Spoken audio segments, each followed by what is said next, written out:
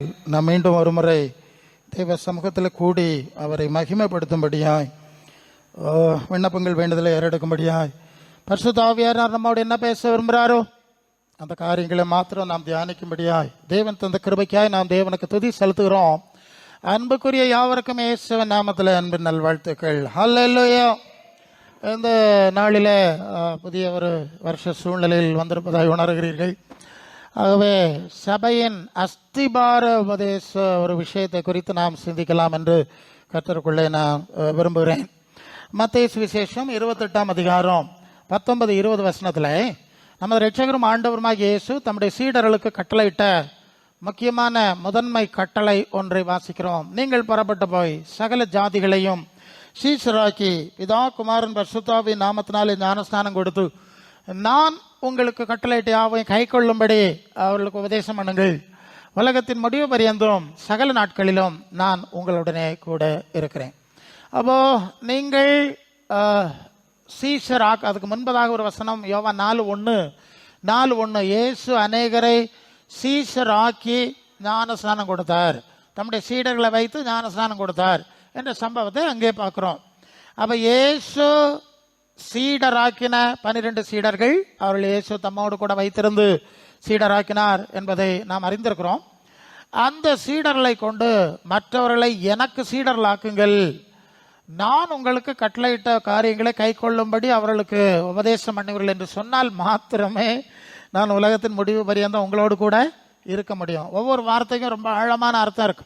எனக்கு சீஷராக்க வேண்டும், ஏன் வார்த்தைகளை நீங்கள் உபதேசம் பண்ணணும், அப்படின்னா மட்டும்தான் நான் உங்களோட இருக்க முடியும். அன்புக்குரியவர்களே, இந்த உலகத்தில் நாம் வாழ்கிறதுக்கு உடனே நீங்கள் புரியணும், இந்த உலகத்தில் நாம் வாழ்கிறதுக்கு இயேசுவின் சீஷர்களாகணும்னு கட்டாயம் கிடையாது.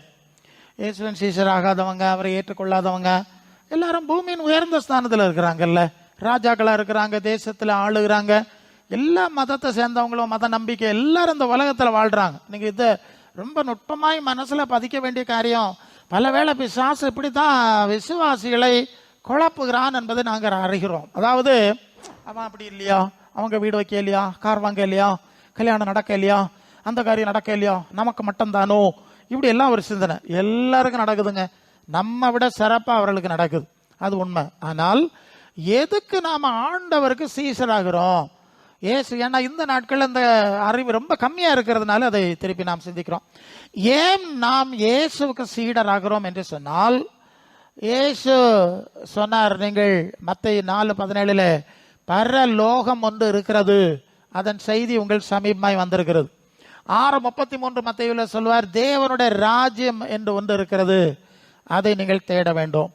யோவான் 18:36 சொல்வார், பிலாத்துவிடத்துல என்னுடைய ராஜ்யம் இந்த உலகத்துக்குரியது அல்ல, அது பரலோக ராஜ்யம் என்று சொன்னார். வெளிப்படுத்தின விசேஷம் 21:1 புதிய வானம் புதிய பூமி உண்டாயிற்று, அதுக்கு அடுத்தது புதிய எருசலேம் உண்டாயிற்று, அதுக்கு கீழே தேவனும் தேவ பிள்ளைகளும் ஐக்கியத்தில் இருக்கிறார்கள், அவர் கண்ணீர் யாவையும் தொடக்கிறார், இனி மரணம் கிடையாது, துக்கம் கிடையாது, அலறி அழ வேண்டிய அவசியம் இல்லை, எல்லாத்தையும் புதிதாக்குகிறேன். தட் வேர்ட் சகலத்தையும், அதாவது தேவன் முதலாவது இந்த உலகத்தை படைத்தார், அதான் படைத்தால் எவ்வளோ படைத்தார், இந்த உலகத்தை ஆசீர்வாதமாக வச்சார், அவங்க சாத்தானுக்கு முன்னால் போயிட்டாங்க, சாபம் வந்துட்டு, அதனால தான் இந்த நிலைமையில் இருக்கிறோம். இப்போ இதை தீ கொடுக்க வச்சிருக்கு இல்லையா, அது 2 பேதுரு 3:7-13 இப்போ இருக்கிற வானம் பூமி அந்த வார்த்தையினாலே அக்கினிக்கு இரையாய் கொளுத்த வைக்கப்பட்டிருக்கிறது. தேவன் ஆட்சி செய்யக்கூடிய புதிய வானங்களும் புதிய பூமி உண்டாகும் என்று காத்திருக்கிறோம். இப்போ புரியுது ஐடியா? அப்போ ஆதி திருச்சபையார் எதற்கு காத்திருந்தார்கள்? அந்த புதிய சிருஷ்டிக்கு காத்திருந்தார்கள். சரி, இப்படி ஒரு புதிய சிருஷ்டியை உண்டாக்க போறேன். நம்பர் 1. 2வது லூக்கா 20:36 மரித்தவர் உயிர்த்தெழுதலில் என்ன பாத்திரவான்களா எண்ணப்படுகிறவர்கள் தேவனுக்கு பிள்ளைகளும் தேவதர்களுக்கு ஒப்பா இருப்பார்கள், அவர்கள் இனி மரிக்க மாட்டார்கள். ஹல்லேலூயா. நம்ம ஏன் இயேசுக்கு சீஷர் ஆகணும்? அதனுடைய பெனிஃபிட் என்ன, அதனுடைய அத்தியாவசியம் என்னங்கிறத கொஞ்சம் சரியாய் சிந்திக்கிறோம். கொஞ்சம் நிதானமா, பிட் பை பிட், கொஞ்சம் கொஞ்சமாக தான் போகிறோம். சரி, முதலாவது ஒரு இந்த சாப சிருஷ்டிக்கு பதிலாக புதிய சிருஷ்டியை உண்டு பண்ண தேவன் திட்டமிட்டிருக்கிறார். 2வது இந்த சாப சரீரத்துக்கு பதிலாக சாவில்லாத ஒரு மகிமையான, அதாவது 1 யோவான் 3:2 அவர் இருக்கிற வண்ணமாய் அவர் தரிசிப்பதனாலே அவருக்கு ஒப்பா இருக்கணும். பிலிப்பியர் 3:21 அவர் தம்முடைய வல்லமையான செயலினாலே நம்முடைய அற்பமான சரீரத்தை அவருடைய மகிமையான சரீரத்துக்கு மாற்றி அமைக்கணும். இப்போ புரியுதா?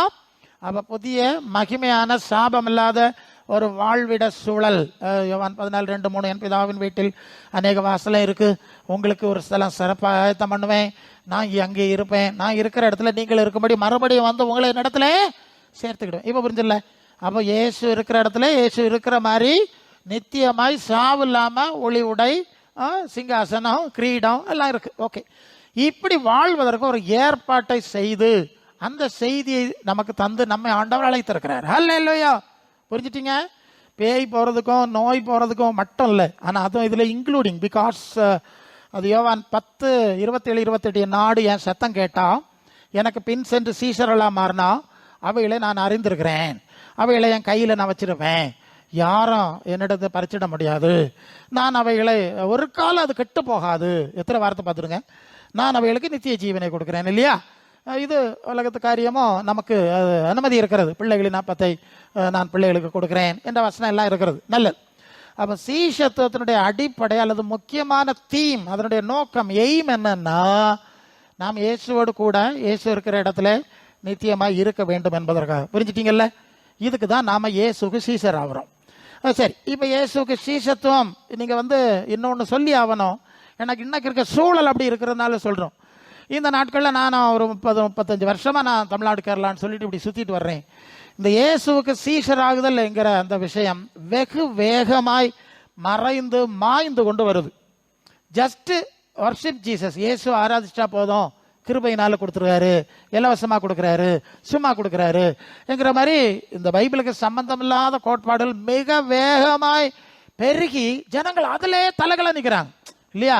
அதிலேயே ரொம்ப பிடிவாதமாக நின்று போய்கொண்டிருக்கிற சூழலை பார்க்கும்போது தான் இந்த காரியத்தை மீண்டும் எடுத்து பேச வேண்டிய கட்டாயத்தை ஆவியானவர் நமக்கு ஏற்படுத்துகிறார். நல்லது. நீங்கள் இப்போ ஆதி திருச்சபையில் நீங்கள் பார்த்தீங்கன்னா அப்போஸ்தலர் 6:1 சீஷர்கள் பெருகினார்கள். அப்போஸ்தலர் 11:26 அந்தியோக்கியாவில் வந்தபோது தான் சீஷர்களுக்கு கிறிஸ்தவர்கள் என்ற பெயர் உண்டாயிற்று. அப்படி வாசிக்கிறோம். சீஷர்கள், சீசிகள், வேற வார்த்தையே அங்கே இருக்காது. இயேசுக்கு பக்தர்கள்னு சொல்லக்கூடிய வார்த்தையை நீங்கள் கேட்க முடியாது, பார்க்க முடியாது. ஏன்னா நாம் இப்போ ஆதி திருச்சபை நல்லது சுவிசேஷத்தின் ஜென்யூனிட்டி, அதனுடைய ஒரிஜினாலிட்டிக்கு நம்ம திரும்ப வேண்டிய ஒரு கட்டாயத்தில் நற்பத்தில் வந்திருக்கிறதுனால தான் இதை திருப்பி நாம் கொஞ்சம் சரியாய் சிறப்பாய் சிந்திக்கிறோம். நல்லது. அப்போ சீசல் தான் இருந்தாங்க, பக்தர்கள் இல்லை.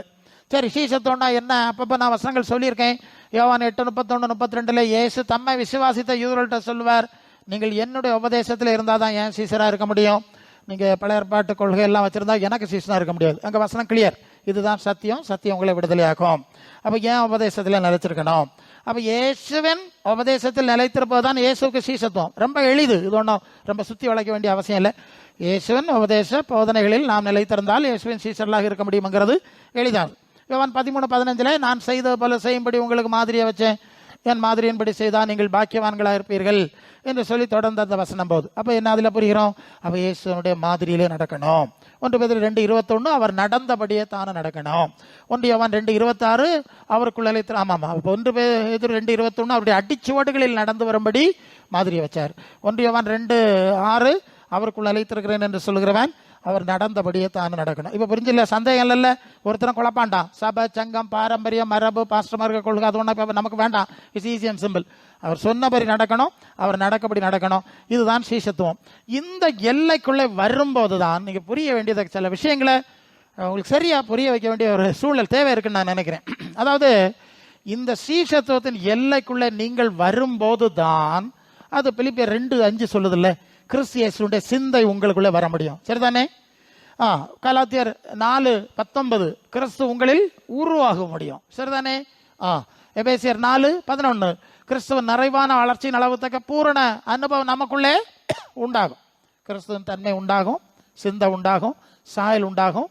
2 கொரிந்தியர் 3:18 சொன்ன மாதிரி திறந்த முகமாய் கர்த்தருடைய மகிமை கண்ணாடியிலே காண்கிற வண்ணமாய் கண்டு ஆவியா இருக்கிற கர்த்தரால் அந்த சாயலாகத்தானே மகிமையின் மேல் மகிமை அடைந்து மறுரூபம் அடைகிறோம். இப்போ புரியுதுல? பிரசன்ட் பெர்ஃபெக்ட் நவ், இப்போ நடக்கிறது. அப்போ இங்கே இருக்கும்போது நமக்குள்ளே கிறிஸ்து உருவாகவும் அவருடைய சிந்தையும் சாயலும் தன்மையும் நமக்குள்ளே உருவாகி வளர்ந்து பூரணம் அடையும் வேண்டும் என்பது அவசியம். அவசியமா இல்லையா? அவசியமா இல்லையா? ஏன் அவசியம்? அது பிலிப்பியர் 3:21 சொல்லுது இல்லையா? அவர் தம்முடைய வல்லமையான செயலினாலே நம்முடைய அற்பமான சரீரத்தை அவருடைய மகிமையின் சாயலுக்கப்பாய் மறுரூபப்படுத்தணும் இல்லையா? 1 யோவான் 1:3 சொன்ன மாதிரி அவர் இருக்கிற வண்ணமா அவரை தரிசிக்கணும் இல்லையா? அப்படி தரிசிக்கணும்னா இப்பவுமே அவருக்கு தன்மை நமக்குள்ள உருவாகி அது வளர்ந்து அது பூரணப்படாட்டா எப்படி தரிசிக்க முடியும் சொல்லுங்க? இப்ப புரியணும் நினைக்கிறேன் உங்களுக்கு. அவர் வருவாரு, அவரை போல மாறணும்னு சொல்றான்பா. 35 வருஷம் இல்லைன்னா 40 வருஷம் சபையில விசுவாசி. எப்படி இருக்குதுன்னு கேட்டா அப்படியே இருக்கும் பிரசங்கியாரு, வந்தது போலவே இருக்கும், ஒரு மாற்றமும் இல்லை. இப்படின்னா அவன் 30 வருஷம் ஒரு மாற்றமும் இல்லைங்க. அப்ப இயேசுநாதர் வந்தா ஒரு செகண்ட்ல எப்படி மாறுவீங்க? எப்படி நடக்கும்? அது நடக்குமா? நிச்சயமா நடக்காது. இல்லை கன்ஃபார்ம் உரப்பாயிட்டு பறையாமல்லே நடக்கும்ல, தீர்ச்சியாட்டம் உரப்பாடு. ஓகே, இதுதான் விஷயம். இங்க இருக்கும்போதே கிறிஸ்துவின் தன்மை சாயல்ல நாம வளர்ந்து பூர்ணமடைந்தால் மட்டுமே அவர் வரும்போது மறுரூபப்பட முடியும். ஒருவேளை கண்ணை மூடிட்டோன்னு வைப்போம், கண்ணை மூடி நம்முடைய உள்ளான மனுஷன் வெளியே போகுது, ஆத்மா வெளியே போகுது. தைரியமாகவே இந்த தேகத்தை விட்டு குடி விலகி போகவும் கர்த்தரத்தில் குடியிருக்கவும் அதிகமாக விரும்புகிறோம். அது 2 கொரிந்தியர் 5:7. அந்த தேகத்தை விட்டு குடி விலகி போகவும் கர்த்தரிடத்தில் குடியிருக்கும் அதிகமாக விரும்புகிறோம். அது நிமித்தமே நாம் சரீரத்தில் குடியிருந்தாலும் குடியிராமல் போனாலும் அவருக்கு பிரியமா இருக்க நாடுகிறோம். ஏன்? அடுத்த வசனம், மாம்சத்தில் அவன் செய்த சரீரத்தில் அவன் செய்த நன்மைக்கா தீமைக்கா தக்க பலன் அடையும்படி கிறிஸ்துவ நியாயசனத்துக்கு முன்பு நிற்கணும். சரிதானே? அப்ப இப்ப என்ன பாத்தீங்க? ஒண்ணு, இந்த உள்ளான மனுஷன்ல நாம் மர்வம் அடைந்து வெளியே போனோம், கர்த்தருக்குள் மரித்தால் வெளியே போனோம், ஆண்டவர் வந்தா மர்வமாய் போனோம். சரி, எப்படியும் அவருக்கு முன்னாலே என்ன செய்யணும்? நிக்கணும். அதனால அவருக்கு பிரியமா இருந்து ஆவணும். இல்லைன்னா இன்னொரு பிரச்சனை இருக்கு. இந்த சரீரத்தில் நீ எப்படி வாழ்ந்தாய் என்று நம்முடைய வாழ்க்கையை குறித்து கணக்கு போய்க்கும்படி இந்த இயேசுவே நியாயாதிபதியாக வருவார். அதாக்கும் பிரச்சனை. அவனுக்கு கிரியைக்கு தக்க பலன் கொடுக்க வருகிறேன். அப்போ சொல்ல 10:41-42 இயேசு தேவனால் நியமிக்கப்பட்ட நியாயாதிபதி பிரசங்கிக்க எங்களுக்கு கட்டளையிட்டார். ஓகே, இதெல்லாம் இருக்கு. ஸோ இந்த அனுபவத்தில் நாம் வெற்றி பெற வேண்டும், நாம் மகிழ்ச்சியாய் வெற்றிகரமாய் நிற்க வேண்டும் என்று சொன்னால், இப்போதே அந்த சாயல் தன்மை நமக்குள்ளே வர வேண்டும் என்று சொன்னால் நமக்கு என்ன வேணும்? இயேசுவின் சீஷத்துவம் வேணும். இப்போ புரிஞ்சதா? உண்மையை சொல்றேன், இது இயேசு ஆராதிக்கிறதுனால வராது. அப்படி இருந்திருந்தா அந்த சப்ஜெக்ட் அவர் சொல்லி இருக்க மாட்டார். நீங்க என்ன ஆராய்ச்சா போதும்பா எல்லாமே உங்களுக்குள்ள வந்துடும் சொல்லி முடிச்சிருக்கலாம். அப்படி எங்கேயுமே சொல்லலை. அதுதான் பிரச்சனை. எங்கேயுமே சொல்லலை, அவரும் சொல்லலை, அப்போஸ்தலரும் சொல்லலை. அவர் நடந்தபடி எத்தனை வசனம் உங்களுக்கு சுட்டி காட்டினேன். அப்ப இயேசுவின் சீஷத்துவம் என்ற எல்லைக்குள் வரும்போது மட்டுமே இந்த அனுபவங்களை அடைய முடியுங்கிறத தயவு செய்து மறந்துடாது. அல்லேலூயா, தயவு செய்து மறந்துடாதுங்க. பிறகு நான் அவர் அப்படி சொன்னார், இந்த பிரசங்கியார் யூடியூப் பிரசங்கியார் இப்படி சொன்னார், பலதும் சொல்லுவேன். அதான் அடிக்கடி சொல்லுவேன். 12:48 என்னை தள்ளி என் வார்த்தைகளை புறக்கணிக்கிறவர்களை நியாயம் தீர்க்கிறது ஒன்று இருக்கிறது, நான் சொன்ன வசனமே கடைசி நாளில் நியாயம் தீர்க்கணும்னு சொன்னார். அதனால தான் அந்த அடிப்படையில் உங்களுக்கு செய்தியை சொல்கிறோம். அப்போ இயேசுவின் சீஷத்துவம் எவ்வளவு முக்கியமானது, எவ்வளவு விலையேற பெற்றது. ஒருவேளை உலகத்தில் அற்பமாக எண்ணப்படலாம் இல்லையா? அப்படிதான் இருந்திருக்காங்க விசுவாசிகள். அது ஒரு பிரச்சனை கிடையாது. ஏன்னா இது வந்து கொஞ்ச நாளையில முடிஞ்சிடும். இந்த வாழ்க்கை எப்போ முடியும்னு தெரியாது. தெரியுமா உங்களுக்கு? இப்போ நம்ம வந்து ஒரு முறை ஒரு உறவினரோடு நான் பேசிகிட்டு இருந்தேன். அவர் மிலிட்டரி சர்வீஸில் இருந்து ரிட்டையர் ஆகி ஊருக்கு வந்திருந்தார். அவரை பார்க்குறதுக்கு சொந்தக்காரங்க வந்தாங்க, பேசிட்டு போனாங்க. நானும் கொஞ்சம் நேரம் பேசிகிட்டு இருந்தேன். அவர் சொன்ன விஷயத்த சொல்கிறேன் லைவாக. அவர் சொன்னது நான் வாலி பார்ப்போம். டேய், இந்த ஊரில் தான் நான் சின்ன பையனா ஓடி ஆடி விளையாடிக்கிட்டு இருந்தேன். சண்டை போடுவோம், அது செய்வோம், விளையாட்டு பிராயத்தில் உள்ள எல்லா காரியம் இருக்குது. இனி இப்படி சுற்றிட்டு நடக்க முடியாது, ஏதாவது ஒரு வேலைக்கு போனோம்னு சொல்லி தான் வேறு பிள்ளைச்சாண்டாமா. சரி, ஒரு வேலைக்கு போனேன். வேலைக்கு மிலிட்ரியில் போனேன். அங்கே போன இடத்துல நிறைய படித்தேன், ப்ரமோஷன்ஸ் வாங்கினேன், திருமணம் பண்ணினேன், பிள்ளைகளை பெற்றேன், பலத்தை வாழாக்கி அவர்களை திருமணம் பண்ணி கொடுத்து விட்டேன், பேர பிள்ளையை பார்த்து விட்டேன். அவர் சொல்லாரு, எந்த ஊரில் நான் பையனா ஓடி ஆடி விளையாடிட்டு இருந்தேனோ அந்த ஊரில் தாத்தாவா ஈசி சேரில் வந்து படுத்திருக்கிறேன். நான் கொஞ்சம் வேகமாக சொல்கிறேன், படுத்திருக்கிறேன். வாழ்க்கையில் ஒன்றும் இல்லைப்பா, life is like a dream. வாழ்க்கை ஒரு சொப்பனம் போல இருக்கிறன்னு சொல்லி முடிச்சார். சரிதானா? நீங்கள் எல்லாரும் திருப்பி பாருங்கள் உங்கள் வாழ்க்கை, நம்ம வாழ்க்கையை பார்த்துருவோம். எத்தனை வருஷம் ஓடி வந்திருக்கோம். மறக்கவே மாட்டேன்னு பல்ல கடிச்சிட்டு இருந்த விஷயத்தெல்லாம் மறந்துட்டு தானே ஓடி வந்திருக்கோம்ல. லைஃப் நேற்று மாதிரி இருக்கு, இன்னல போல இல்லை. மலையாளத்தில் பாருங்க, நேற்று போல இருக்கு, ஓடிட்டோம். அப்போ எவ்வளோ வேகமாய் 25 வந்தது, வாக்குத்தத்தை கூட்டம் அடிச்சிருப்பியே, அதுக்குள்ள 25 போச்சு, 26 வந்துச்சு. எப்போ போச்சோ எப்போ வந்தோ ஒன்றும் தெரியல, வேகமாக போகுது இல்லையா? ஸோ இந்த லைஃப் வாழ்க்கை வந்து சீக்கிரமாய் கடந்து போகிறது. அதனால தான் ஐயா பாடினார்ல, அதி சீக்கிரத்தில் நீங்கிவிடும் இந்த லேசான உபத்திரவம், அது நித்திய கன மகிமை உண்டாக்குறதுன்னு அந்த வசனம் அந்த பேஸில் தான் எழுதியிருக்காரு. சரி, கொஞ்ச நாளைக்கு இங்கே வாழ்கிறோம். இந்த வாழ்க்கையை சீஷத்துவத்தின் அடிப்படையில் வாழ்ந்தால் நித்தியமாய் அவரோட அவரை போல வாழ போகிறோம். அல்ல இல்லையா? பேசிக் புரிஞ்சல? இதுதான் விஷயம். எல்லாம் பூமியின் உயர்ந்த சார்ந்தில் ஏற்றுறது, தள்ளி போடுறது, ராஜாக்களின் கடலில் புதைக்கிறது, மலர் விளையம் வைக்கிறதுக்கெல்லாம் இது பேசலை. சரியா? ஸோ இதை முதலாவது மனசில் வைங்க. ஆகவே இயேசுவின் சீஷத்துவம் ரொம்ப அவசியம். அது ரொம்ப கண்டிப்பாக சொன்னதுனால தான் சபையை நாம் நடத்துகிறோம். எகெயின் சொல்கிறோம், நீங்கள் நிறைய பிரசங்கங்கள் செய்திகள்லாம் பல ரீதியில் மீடியாஸில் கேட்பீங்க. ஜப கோபுரங்கள், ஜப வானத்தின் வாசல், ஏணியெல்லாம் பல டைப் எல்லாம் போட்டிருக்காங்க. நீங்கள் ஒன்று நீங்கள் புரியணும், இந்த சீஷத்துவத்தின் அனுபவத்தை உருவாக்கி அதை கிறிஸ்துவ நிறைவான சாயல்ல பூரணப்படுத்துகிற ஒரே அமைப்பு வேறு கிறிஸ்துவன் சபை. அல்லேலூயா. எகைன் சொல்றேன், அதனால தான் இந்த சபை நடத்துறது ரொம்ப ரிஸ்கானது. நம்பர் 1, இந்த சபைக்கு தான் எல்லா தாக்குதலும் வரும், கோபுரத்துக்கு வராது, கொட்டாரத்துக்கு வராது. அது சும்மா நீங்க பொழுது போய்கிட்டு வர்றதுனே கொஞ்ச நேரம். வேற என்ன நடக்க போகுது? அங்கே போறா, சோம் பண்றா, வரா, திருப்பி பாவம் செய்யறா, பாதாளத்துக்கு போறாய். இங்க வந்து அப்படி கிடையாது. ஒரு ஆளை இதுக்குள்ள கொண்டாத்தாச்சுன்னா சாத்தான் திருப்பி எடுக்க முடியாது, எடுக்கக்கூடாது, நம்ம விட முடியாதுல்ல. ஸோ அந்த செயல் திட்டம் இங்கே நடக்கிறதுனால இது ரொம்ப முக்கியமான ஒரு விஷயம். அப்போ சபையினுடைய வேலை சீஷராக்குதல். அதான் மீண்டும் சொல்கிறோம், ஆண்டவர் சொன்ன வேலை இது, இதுக்கு அப்பாற்பட்ட வேலை இல்லை. வேற எந்த வேலை இருந்தாலும் இதுக்கு உள்ளதான் இருக்கணும். அப்போ சீஷராக்குதல் சபையினுடைய அடிப்படையாக இருக்கிறது என்பதை நீங்கள் இங்கே சரியாக புரிந்து கொள்ள வேண்டும். அல்ல, உங்களுக்கு சந்தேகம் வராது இல்லையா? இனி சந்தேகம் வராது. சரி, நான் கொஞ்சம் ஆழத்தில் போனோம். இப்போ சீஷர்கள் என்றால் அதை எப்படி சீஷத்துவத்தை ஆக்குறாருங்கிறத நாம புரியணும். யோவான் 17:6 இயேசு பிதாவிடத்தில் ஜெபம் பண்ணும்போது சொல்லுகிறார், நம்முடைய சீஷர்களை குறித்து சொல்லுகிறார், நீர் உலகத்தில் தெரிந்தெடுத்து தந்தவர்களுக்கு உம்முடைய நாமத்தை அறிவித்தேன், அவர்கள் உம்முடையவர்களாக இருந்தார்கள், அவர்கள் உம்முடைய வசனத்தை கடைபிடித்திருக்கிறார்கள். நல்லா கவனிக்கணும். இயேசு ஊழியத்தை முடிச்சுட்டு போறாரு, பிதாவிடத்தில் ஜெபம் பண்ற கடைசி ஜெபம்.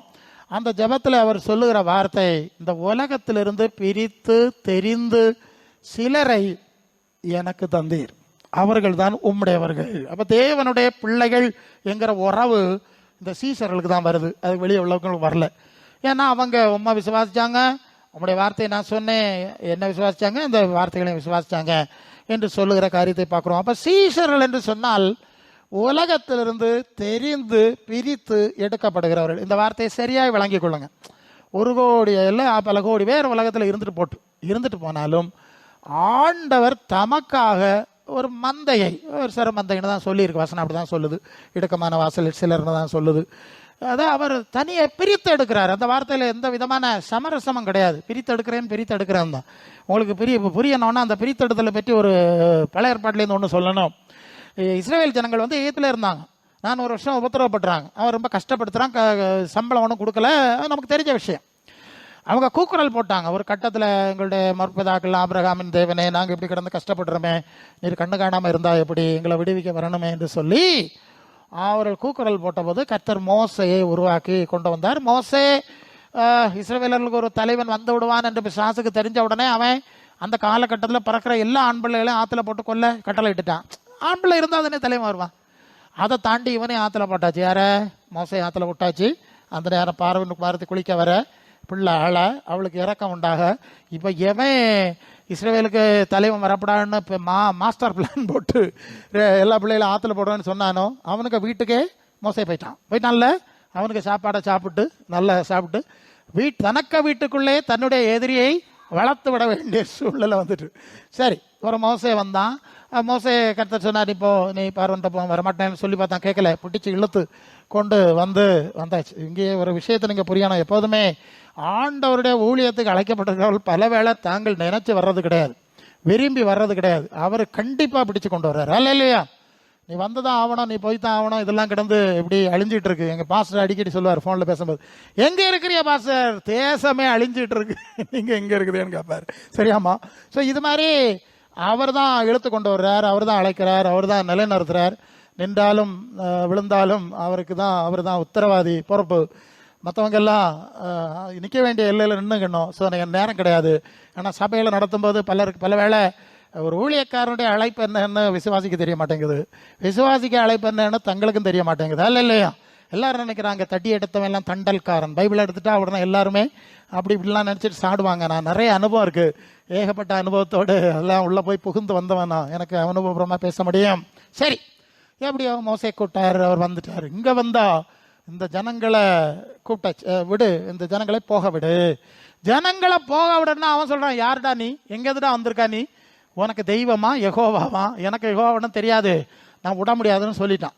சொல்லும்போது தான் வாதைகள் அற்புதங்கள்லாம் நடந்துல, இந்த தண்ணீர் ரத்தமாச்சுது, பல 10 விதமான வாதம் வரிசையாக நடக்குது. அது ஒரு செக்மெண்ட். முதல்ல ஒரு சில இது நடந்தோடனே இவன் பார்த்தான், முடியலை, சரிப்பா போங்க. அவன் என்ன சொல்றானா, அவன் சொல்றான், நீங்க மட்டும் போங்க, ஆண்கள் மட்டும் வனாந்திரத்துக்கு எவ்வளவு தூரத்துக்கு போங்க, அங்கே போய் உங்கள் கர்த்தருக்கு பண்டிகை எல்லாம் ஆசரிச்சுட்டு வந்துடுங்கன்னு சொல்கிறான்.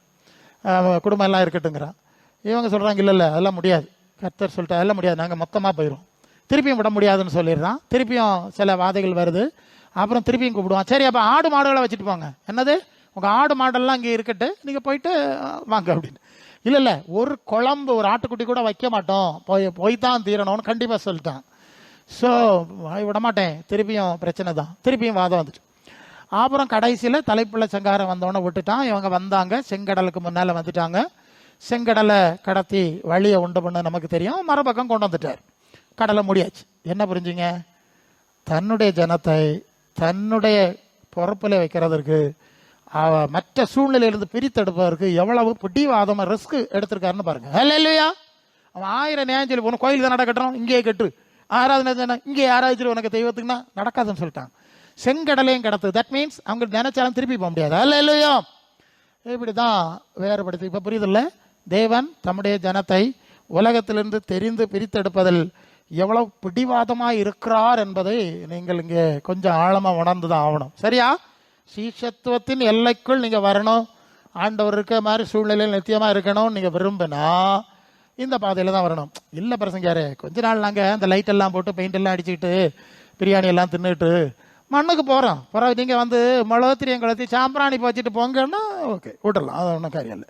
இது வேற இஷ்யூ, இது பெரிய விஷயம். It's great thing. ஓகே, பெரிய காரியம். சரி, அப்போது நீங்கள் யோவான் 15:19 வரும்போது ஆண்டவர் சொல்வார், நீங்கள் உலகத்தாராக இருந்தால் உலகம் தன்னுடைய சிநேகித்திருக்கும், நீங்கள் உலகத்தாராக இராதபடினாலும் உலகத்திலிருந்து நான் உங்களை தெரிந்து கொண்டபடினாலும் உலகம் உங்களை பகைத்தது. இங்கே அடுத்த ஒரு விஷயத்தை பார்க்குறோம். ஏன் உலகத்திலேருந்து பிரித்து எடுக்கிறேன்னா, நம்பர் 1, உலகம் முழுவதும் பல்லாங்கனுக்குள்ள கிடக்கிறது. அதுதான் விஷயம். சாத்தானுக்குள்ளே போயிடுச்சு. இதெல்லாம் எனக்கு ஒப்பு கொடுக்கப்பட்டிருக்கிறது, எனக்கு இஷ்டமானவனு கொடுப்பேன்னு சொன்னான்ல, அது யோவான் லூக்கா 8:5 அதில் இருந்தவன் சொல்கிறான் இல்லை, எனக்கு இஷ்டமானது தான் கொடுப்பேன், என்னுடைய ராஜ்யம் இங்கே இருக்குது அப்படிங்கிறான். உலகம் முழுவதும் பிசாசுக்குள்ளே கிடக்கிறதுனால இந்த பிசாசின் ஆளுகையில் ராஜ்யத்தில் ஆட்சிக்குள்ளே இருக்கிற மனுஷர்களை ஒரு சாராரை இல்லையா, அவர் பிடிவாதமாய் பரலோக ராஜ்யத்துக்கென்று நித்திய ஜீவனுக்கென்று தேவனுடைய ராஜ்யத்துக்கென்று பிரித்தெடுக்கிறார் என்பதை அறிஞ்சுக்கணும். அல்ல இல்லையா? ஏன் பிரித்தெடுக்கிறார்? ஏன் பிரசங்கார எல்லாரோட கடந்து குழஞ்சி வளைஞ்சு போகப்படாதுன்னா நபர் அவங்க வேற ராஜ்யத்துக்கு போகிறாங்க, நீங்கள் வேற ராஜ்யத்துக்கு அழைக்கப்படுகிறீர்கள். அவங்களை பிசாசு ஆட்சி செய்கிறான், அவங்களை பரிசுத்தாவினாலே நான் ஆள விரும்புகிறேன். அந்த நுட்பம் வேறுபாடு இருக்கிறனால தான் பிடிவாதமாய் அவர் பிரித்து எடுக்கிறார். இந்த உலகம் நமக்கு எதிரியாய் மாறிவிடுகிறது. உலகம் நம்மை பகைக்கிற ஒரு சூழ்நிலைக்குள்ளே நாம் வந்து விடுகிறோம் என்பதை புரியணும்.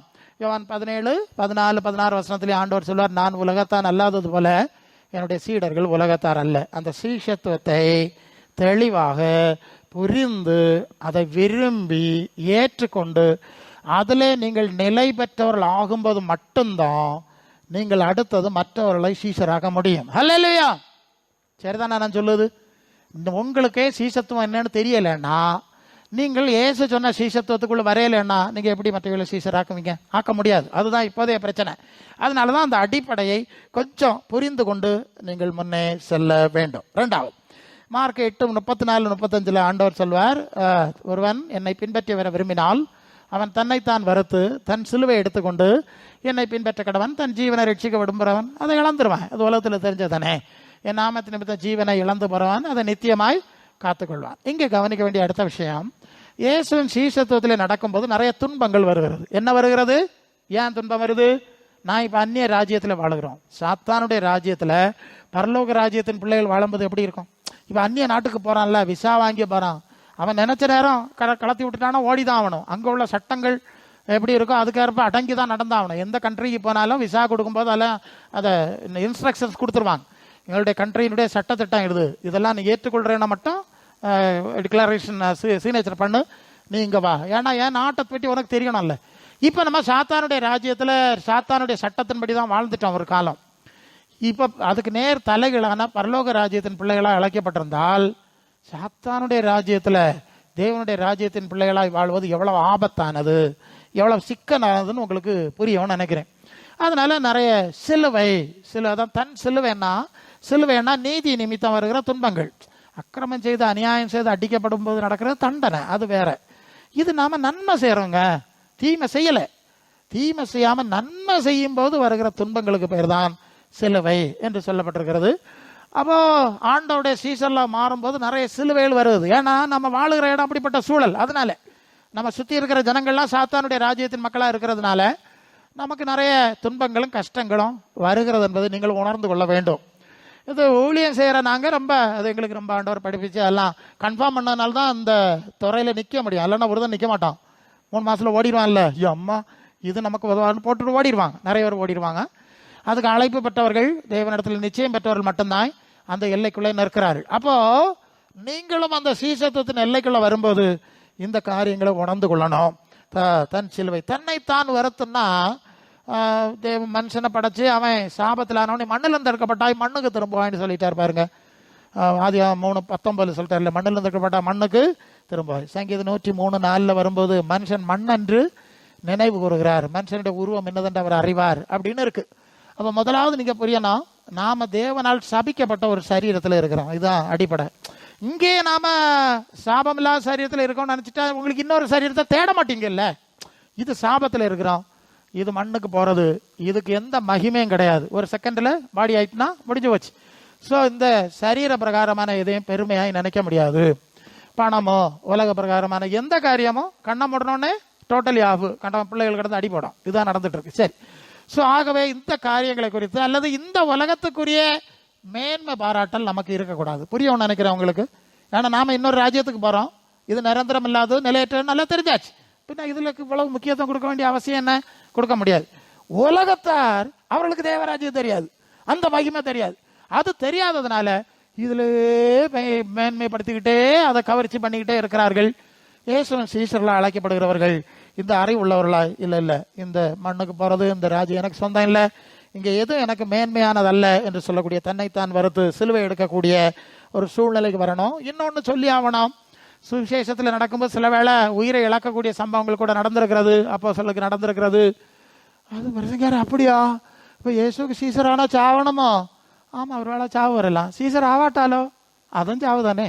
அது இல்லாமல் சாவாமல் இங்கே யாரும் இருக்க போகிறது இல்லை. இங்கே சத்தா பரலோகத்துக்கு போகலாம், வேற மாதிரி சத்தா அது வேற சூழ்நிலை, அவ்வளோதானே. ஆகவே எதுவும் ஒரு பெரிய விஷயம் இல்லை. இதை நீங்கள் மனசில் வைக்கணும்.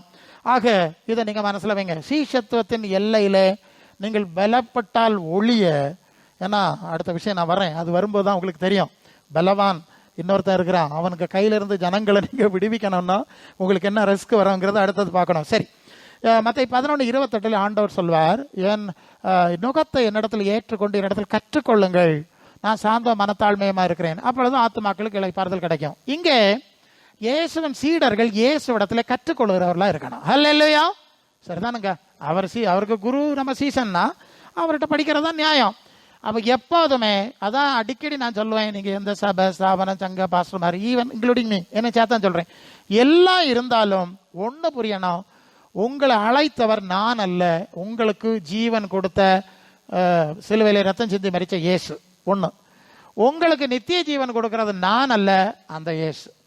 உங்களை பாதுகாக்கிறவரும் எல்லாம் செய்கிறவரும் அவர் தான்ங்கிறத மனசில் வச்சு இயேசுவை பிரதானமாக நினைத்து, அதனால தான் எபிரேயர் 12:1 இயேசுவை நோக்கி பாரமானவளை தள்ளிவிட்டு இயேசுவை நோக்கி ஓடக்கடவும் இல்லையா. எபிரேயர் 3:1 தானே நம்முடைய பிரதான அப்போஸ்தலராகிய இயேசுவையே கவனித்து பாருங்கள். ஹல்லேலூயா. அவ இயேசுவை கவனித்து நோக்கி அவரிடத்தில் கற்றுக்கொள்ளணும். அப்போ நம்ம வாழ்க்கையில் நாம் படிக்கிற எல்லாமே நான் ஆண்டவரிடத்தில் படித்தேன், ஆண்டவருடைய வார்த்தையினால படித்தேன், ஆண்டவர் ஆவியினால படித்தேன் என்று சொல்லக்கூடிய அனுபவம் இருக்கணும். இருக்குதான்னு நீங்கள் பார்த்துக்கிடணும். நான் ஒவ்வொரு விஷயத்தை ஆவியானவர் சொல்ல சொல்ல இது எனக்கிட்ட இருக்கா, நான் இந்த எல்லைக்கு வந்தேனா என்கிறத நீங்கள் கன்ஃபார்ம் பண்ணிக்கணும்ல. உங்களை நான் சர்டிஃபை பண்ண வேண்டிய அவசியம் கிடையாது, நீங்களே கன்ஃபார்ம் பண்ணிவிடுங்க. ஸோ இப்போ கிறிஸ்து இயேசு இடத்தில் நீங்கள் கற்றுக்கொள்கிறீர்களா? எவ்வளவு கற்றுக்கொள்ளுகிறீர்கள், கற்றுக்கொண்டீர்கள்? அதான் பிலிப்பியர் 2 கிறிஸ்து இயேசுடைய சிந்தைன்னு சொல்லியிருக்கு. அது புதிய மொழிபெயர்ப்பில் அவருக்குள்ள இருந்த மனநிலையே உங்களிலும் இருக்க கிடையாது. அப்போ அந்த மனநிலை உங்களுக்கு வந்திருக்கா? எவ்வளவு வந்திருக்கு நீங்கள் சிந்திச்சு பார்க்கணும். அவர் சிலுவையின் மரண பரியந்தம் தாழ்த்தி மாதிரி காண்பிச்சாரு, நல்லா அந்த பகுதியில் இருப்பதை பார்க்கிறோம். ஹல்லேலூயா, புரிஞ்சிருப்பீங்க. அடுத்த ஒரு வசனம், அது மத்தேயு 10:37 தகப்பனையா தாயாவது மகனையாவது மகளையாவது என்னிலும் அதிகமாக நேசிக்கிறவன் எனக்கு சீசனாய். இது ரொம்ப முக்கியம். அடுத்த கவனிக்கிறீங்களா? ப்ராக்டிக்கலாக தான் பேசணும், ஆனால் சபை நடத்துறது இல்லை. அதாவது எல்லாரையும் நேசிக்கணுங்க. அப்பனுக்குள்ள மரியாதை அப்பனுக்குள்ள கொடுக்கணும். கடவுளுக்குரிய மரியாதை அப்பனுக்கு கொடுக்க முடியாதுல்ல. கணவனுக்கும் மனைவிக்கும் பிள்ளைகளுக்கும் பிள்ளைக்குரிய மரியாதை பிள்ளைக்கு, மோனுக்குள்ள மரியாதை மோனுக்கு. இனி தெய்வத்துக்குள்ள மரியாதையை கொடுக்க முடியுமா? மிஞ்சி கொடுத்தா விக்கிரக ஆராதனை ஆயிரம், செய்யப்படாது. இது முதல் விஷயம்.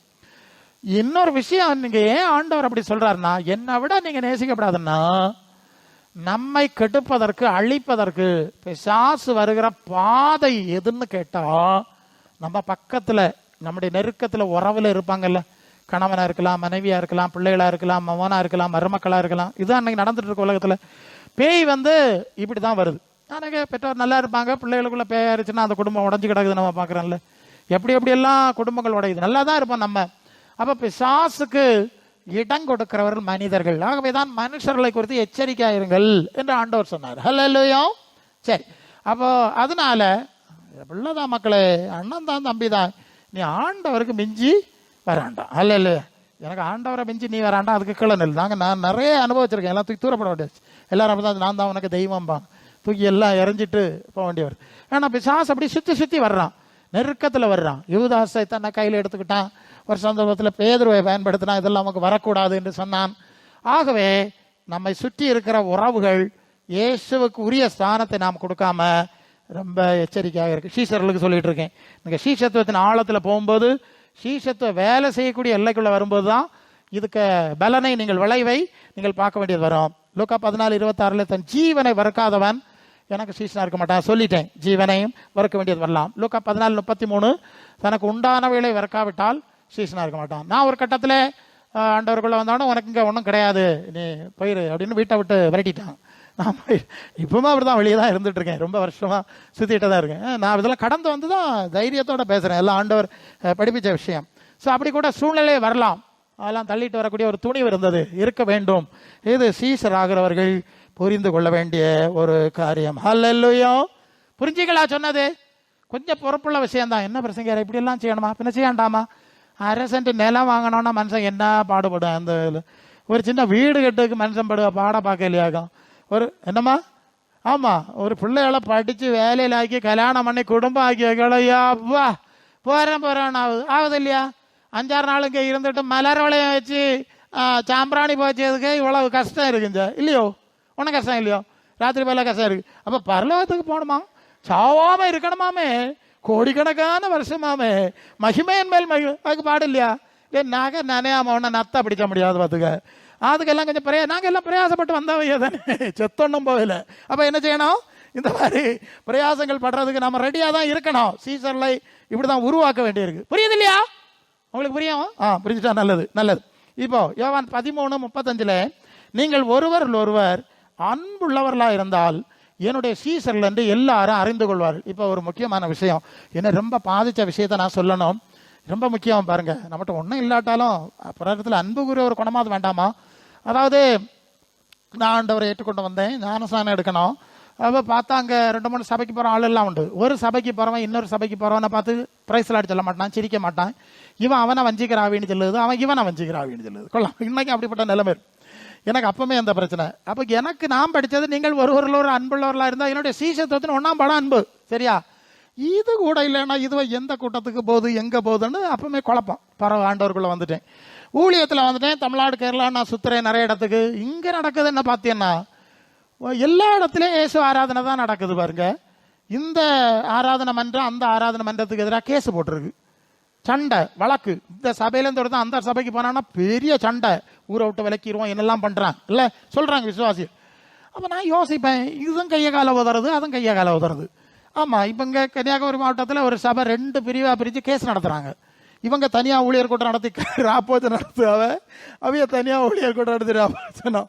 நான் 2 இடத்துல சுற்றிட்டு வரவேன்ல, நான் நினைப்பேன் என்னடா இது, இயேசு ஆராதனை தான், ஒரே இயேசு ஆராதிக்கிறான், பேய் குடி இருக்கு உள்ள, கை கால் உதறிட்டு பேய் தான் குடி இருக்கு.